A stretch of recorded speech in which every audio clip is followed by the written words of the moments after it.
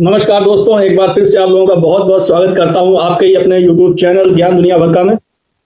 और last video में आप लोगों ने उत्तंक की जो है कथा सुनी, और इस वीडियो में हम आपको जो बताए थे कि सर्पों के जन्म की कथा।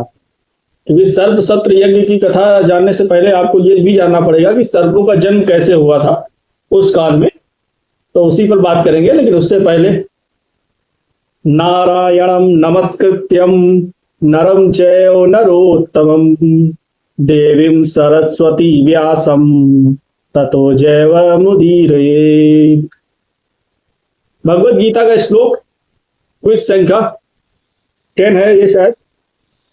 भवान भीष्मस्य कर्णस्य कृपस्य समितिञ्जया अश्वत्थामा विकर्णस्य सौमदत्तिस्तथैव च। ये भगवत गीता के किस अध्याय का और कौन से नंबर का श्लोक है, आप लोग कमेंट जरूर कीजिए। तो यहाँ पर शौनक जी जो है प्रश्न करते हैं सूत नंदन उग्रश्रवा से, अब तुम आस्तिक के ऋषि की कथा सुनाओ। मतलब आस्तिक नाम के जो ऋषि थे उनकी कथा सुनाओ, जिन्होंने जन्मेजय के सर्प सत्र यज्ञ में नागराज तक्षक की रक्षा की है। तुम्हारे मुंह की कथा मिठास से भरी और सुंदर होती है। तुम अपने पिता के अनुरूप पुत्र हो, उन्हीं के समान हमें कथा सुनाओ। इस प्रकार जो है शौनक जी जो है कह रहे हैं। उग्रश्रवा जी ने कहा, आयुष्मान, मैंने अपने पिता के मुंह से आस्तिक की कथा सुनी हुई है और वही मैं आप लोगों को सुनाता हूं। सतयुग में दक्ष प्रजापति की 2 कन्याएं थी, कद्रु और विंता। उनका विवाह कश्यप ऋषि से हुआ था। कश्यप अपनी धन पत्नियों से प्रसन्न होकर बोले, तुम्हारी जो इच्छा हो वो मांग लो। कद्रु ने कहा, 1000 समान तेजस्वी नाग मेरे पुत्र हों। विंता बोली, तेज शरीर और बल विक्रम में कद्रु के पुत्रों से श्रेष्ठ केवल 2 ही पुत्र मुझे प्राप्त हों। कश्यप जी ने एवमस्तु कह दिया। तथास्तु भी बोला जाता है, एवमस्तु भी, तो एवमस्तु भी जैसा कहा वैसा ही होगा। दोनों प्रसन्न हो गई। सावधानी से गर्भ की रक्षा करने की आज्ञा देकर कश्यप जी वन में चले गए तपस्या के लिए। उस समय के जो है पति लोग जो है मतलब ऋषि टाइप के ही होते थे, तो वो वन में तपस्या के लिए जाते रहते थे और उससे उनकी पत्नियों को कोई समस्या नहीं होती थी। वो उनका व्यवस्था करके जाते थे अपना खाने पीने का, और वो प्रेग्नेंट है या किसी भी अवस्था में उनको छोड़कर जाते रहते थे और फिर वापस भी आते रहते थे, क्योंकि गृहस्थ आश्रम भी था उनका और वो तपस्या के लिए भी जाते थे। लेकिन अभी अगर आज की पत्नी से तुम कहोगे कि मैं तपस्या के लिए जाना चाहता हूँ 10-12 साल के लिए तो सीधा तुम्हारा तलाक हो जाएगा। ये एक प्रकार का जो है आज की पत्नियों का मतलब मेंटल लेवल जो है बहुत ज्यादा लो हो चुका है। तो सोचने समझने की क्षमता नहीं होती है, केवल अपनी फीलिंग्स और अपनी सिक्योरिटी की उनको चिंता रहती है। इस वजह से जो है आफ्टर कोरोना जो भी शादियां हो रही हैं वो शादियां जो है 90% जो है तलाक में तब्दील हो रही है। आगे जैसे जैसे टाइम बढ़ेगा 95%, 99, 100% तक वो तलाक नहीं होगा। तो बेसिकली शादियां जो है आफ्टर कोरोना जो है एक तरीके से स्कैम में परिवर्तित हो चुकी हैं, और ये केवल स्कैम है, एक धंधा है। क्योंकि ये टॉपिक में आया तो मैंने उसको थोड़ा एलाबोरेट कर दिया, एक्सप्रेस कर रहा हूं मैं कि ये एक प्रॉपर जो है एक स्कैम है, प्रॉपर बिजनेस है, कुछ भी नहीं है। क्योंकि कोर्ट के द्वारा जो सुप्रीम कोर्ट के जो मूर्ख जज बैठे हैं, मैं कहूँगा उनके द्वारा जो कानून बनाए गए हैं वो सिर्फ एक औरत के पक्ष में ही है। तो औरत की सुनी जाएगी, तुम्हारी कोई बात सुनी नहीं जाएगी, तुम्हारे बचाव के लिए भी कानून नहीं है। मतलब पुरुषों की बात कर रहा हूँ। उसी वजह से अतुल सुभाष और ऐसे ऐसे मनी जो सुसाइड आए, हालांकि वो तो मतलब कायर ही थे जो सुसाइड किए, लेकिन जो भी कर रहे हैं, अब उनको मैं क्या कहूँ, कर तो रहे ना, उससे मतलब वो सब ये स्कैम की वजह से ये सब प्रॉब्लम फेसेस हो रही हैं। तो खैर, तो इसमें हम आगे बढ़ते कहानी में। वो गर्भ की अपने रक्षा करने लगी और वो वन में चले गए तपस्या के लिए। तो समय आने पर कद्रु ने 1000 और विंता ने 2 अंडे दिए। तो उस समय की जो सृष्टि थी या जो संरचना थी, वहां पर क्या होता था कि पत्नियां मतलब जो मनुष्य अंडे देते थे। पत्नियां मतलब जो भी स्त्रियां हैं वो डायरेक्ट बच्चे को जन्म नहीं देती थी, क्योंकि क्या होता था कि वो कई सारे पुत्रों को एक साथ जन्म देती थी। तो वो अंडे देने की अंडज वाली जो है वो प्रकृति थी। अंडज वाला वो समय था कि अंडा होता था, अंडे से बच्चा वो मतलब कि होता था। तो उन्होंने 1000 दिया कद्रु ने, और विंता ने 2 अंडे दिए। दासियों ने प्रसन्न होकर गर्म बर्तनों में उन्हें रख दिया। अब अंडे को सेना पड़ेगा, मतलब कि सेवा होगी अंडे की। मतलब जैसे मुर्गी अपने वजन से उसको ऊपर बैठी रहती है, उसको गर्मी रहती है, यहाँ गर्म पानी के बर्तनों में रख करके उनको रख दिया गया। और उस समय का जो टाइम पीरियड होता था वो गर्भ का और मतलब बच्चा बनने का वो बहुत लॉन्ग पीरियड होता है, क्योंकि उस समय की एज भी जो है मिनिमम जो है 1000 साल की होती थी मनुष्य की, और मैक्सिमम 5000 10,000 वर्ष तक भी लोग जीते थे।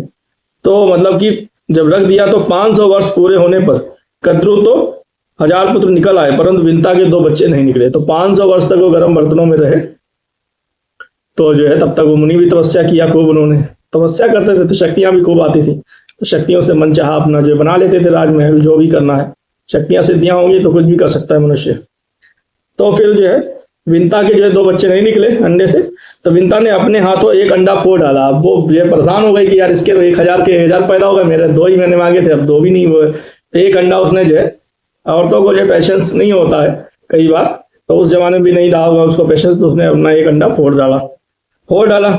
तो उस अंडे का जो शिशु था वो आधे शरीर से तो पुष्ट हो गया था, परंतु उसका नीचे का आधा जो शरीर था अभी कच्चा था। तो नवजात शिशु जन्मा तो उसने क्रोधित होकर अपनी माता को शाप दे दिया। अब उस टाइम के बच्चे बड़े चमत्कारिक जन्म लेते थे कि जन्मते ही वो बोल भी सकते थे, क्योंकि ऋषि के बच्चे हैं ना, और मतलब उस समय की मतलब पत्नियां वगैरह सब बिल्कुल धर्म पर अडिग रहने वाली, धर्म का पालन करने वाली, पूजा पाठ त्याग तप तपस्या करने वाली रहती थी। तो उनके बच्चे भी उतने होनहार रहते थे कि जो है वो जन्मते ही वो बोलेंगे भी। तो उसने जो है शिशु जन्मा तो उसने शिशु को क्रोधित होकर माता को शाप दिया, माँ तूने लोभवश मेरे अधूरे शरीर को ही निकाल लिया है, इसलिए तू अपनी उसी सौत की 500 वर्ष तक दासी रहेगी। अब उसने जो है श्राप दे दिया बच्चे ने। तो सौत उसकी कौन थी? वही जो 1000 वाली थी, कद्रू। भाई 2 पत्नियां थी तो ये सौतन हो जाएगी, जाहिर सी बात है। दूसरी वाली जिससे डाह करती है, मतलब कि उसकी दासी रहेगी जिससे तू डाह करती है, यानी ईर्ष्या रखती है। यदि मेरी तरह तूने दूसरे अंडे को भी फोड़कर उसके बालक को अंगहीन या विकलांग न किया तो वही तुझे इस शाप से मुक्त करेगा। यह भी उसने बता दिया। ये तेरी ऐसी इच्छा है कि मेरा दूसरा बालक बलवान हो तो धैर्य के साथ 500 वर्ष तक और प्रतीक्षा कर। इस प्रकार शाप देकर वह बालक आकाश में उड़ गया और सूर्य का सारथी बना। प्रातःकालीन लालिमा उसी की झलक है। उस बालक का नाम अरुण हुआ। जैसे सूर्योदय होता है तो कहेंगे अरुणिमा निकल आई, अरुणिमा जो स्टार्टिंग का लाल लाल होता है, तो वो जो है सूर्य का सारथी बना जाके, क्योंकि उससे पहले सूर्य का सारथी कोई था नहीं। तो वो बालक जन्मा। ये सृष्टि के आरंभ की स्थितियां मैं बता रहा हूँ आपको कि कैसे कैसे मतलब सृष्टि का निर्माण जब चल रहा था, और जो जो अपने पद ले लिए थे और कुछ जो पद पोस्टें खाली थी सूर्य के सारथी वगैरह की, जो भी है आगे आप सुनेंगे कहानियों में, तो उन पोस्टों पर वो भर्ती हो रही थी जैसे जैसे लोग जन्म ले रहे थे, तो ये भी कह सकते हैं। तो वहां पर वो सूर्य का सारथी जाके के बना। अब सारथी को नीचे का अंग उसका कच्चा है तो उसको तो हाथों से ही चलाना है, तो नीचे का कच्चा है तो कोई प्रॉब्लम नहीं है, तो सही हो जाएगा। तो इस तरह से एक बार कद्रू और विंता दोनों बहनें एक साथ ही घूम रही थी, तो उन्हें पास ही उच्चैश्रवा नाम का घोड़ा दिखाई दिया। यह अश्वरत्न अमृत मंथन के समय उत्पन्न हुआ था। उच्चैश्रवा नाम का घोड़ा जो है वो भगवत गीता के मैंने श्लोक में भी आपको पहले बता चुका हूं, अगर आपने वीडियो पूरा देखा हुआ। और समस्त अश्वों में श्रेष्ठ, बलवान, विजयी, सुंदर, अजर, दिव्य एवं सब शुभ लक्षणों से युक्त था वह घोड़ा। उसे देखकर वे दोनों आपस में उसका वर्णन करने लगी, मतलब आपस में ही उसकी चर्चा करने लगी। शौनक जी ने पूछा, सूत नंदन, देवताओं ने अमृत मंथन किस स्थान पर और क्यों किया था? अमृत मंथन के समय उच्चैश्रवान घोड़ा किस प्रकार उत्पन्न हुआ है? उग्रश्रवा जी महर्षि शौनक का यह प्रश्न सुनकर उनसे अमृत मंथन की कथा कहने लगे, मतलब की कथा वो कहेंगे, क्योंकि यहाँ पर सर्प के जन्म की कथा के बाद में यह जिक्र आ गया उच्चैश्रवा का, तो उनके मन में जिज्ञासा हुई कि उच्चैश्रवा का जन्म कैसे क्या हुआ था, उसकी हम कथा। तो उसने बताया कि अमृत मंथन से हुआ है, तो अमृत मंथन की अब उनको कथा सुनने की जिज्ञासा हो गई। तो उनकी जिज्ञासा का हम सम्मान करते हुए अमृत मंथन की कथा आपको सुनाएंगे, लेकिन अगले वीडियो में। अमृत मंथन और अमृत आदि की प्राप्ति, उसमें क्या क्या घटनाएं हुई, वो सब जो है अगले वीडियो में। वीडियो अच्छी लगी तो लाइक शेयर सब्सक्राइब कीजिए और शेयर कीजिए दबा के। चलिए बढ़ते हैं आगे।